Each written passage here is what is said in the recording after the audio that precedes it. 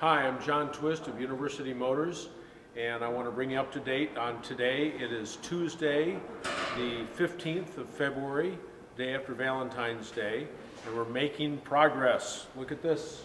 We got our lights up, almost all the lights up all the way through the back of the shop, and Mark Lindhout, the plumber from Ada, excellent plumber from Ada if you need plumbing and you're from around here. Mark's plumbing up lines to go back to our car wash and to our industrial dishwasher. And Ray is back here from Webb Electric.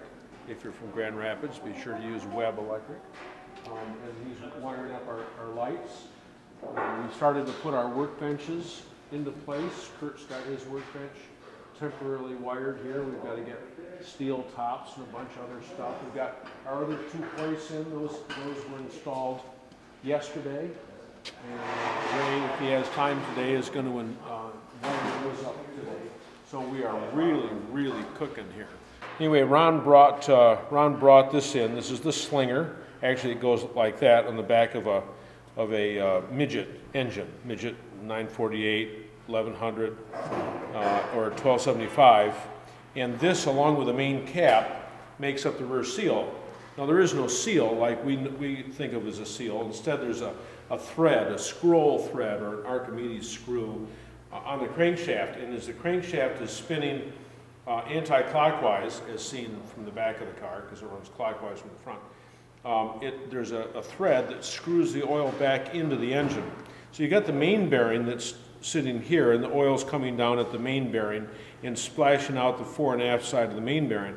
The oil that comes off the front of the main bearing goes into the sump, but that which comes off the rear, first of all, hits a deflector on the crankshaft, and so most of the oil is deflected into a tube, and that goes back into the sump. But a little bit gets beyond that, and so the question is, how tightly should this fit against the back of the crankshaft?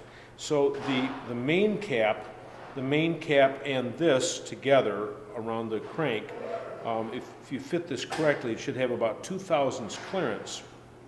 The best way to fit this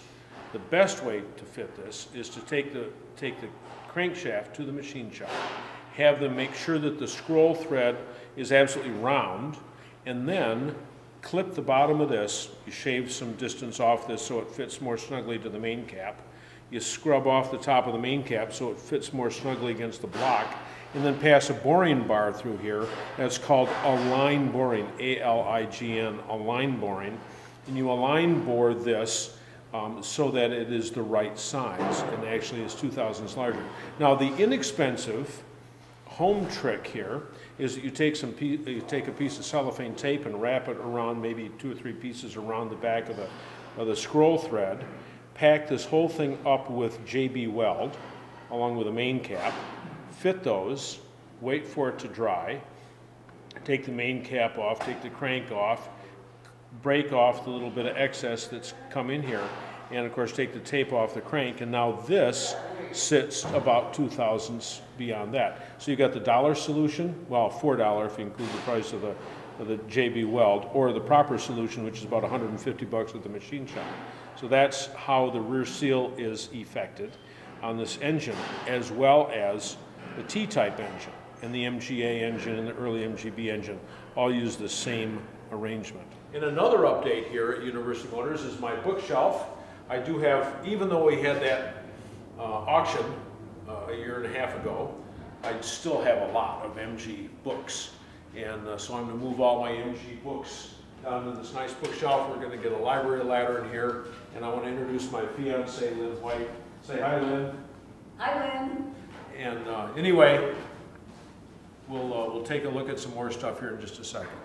I appreciate all the comments and all the phone calls I've been getting. Everyone's looking forward to us reopening, and as I keep saying, we're going to reopen on the 1st of March, but you know what?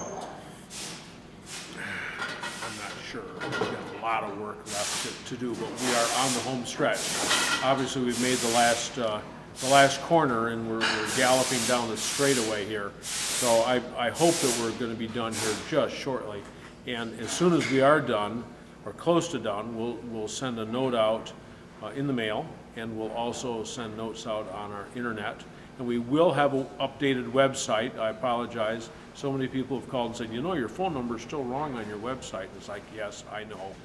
The last time you updated your website was September 30th. It's like, yeah, I know. Matter of fact, I went to update it the other day, and I couldn't even find my password to get into the blogger that holds the updates. So there's a lot of work that we have to do. We're still screaming away at it. I would encourage everyone to go to the Chicagoland MG Club, Chicagoland MG Club's swap meet at the DuPage County Fairgrounds the last Sunday of this month. And I'm going to be in Minneapolis about the second week into March. And what's after that? Then I'm going to be in Washington, D.C. twice, once in March, I believe, and the second time in April. We'll be at Carlisle, Pennsylvania, for the big MG show, or big swap meet there, import show there. And I just got a call today from Mad Dogs and Englishmen in Kalamazoo, Michigan, and I'll be there. I think that's July 10th. And of course, everyone who's anyone in the MG trade will be out in Reno, Nevada, at the MG 2011. Now that the noise is starting to get to us, I'll sign off. See you later.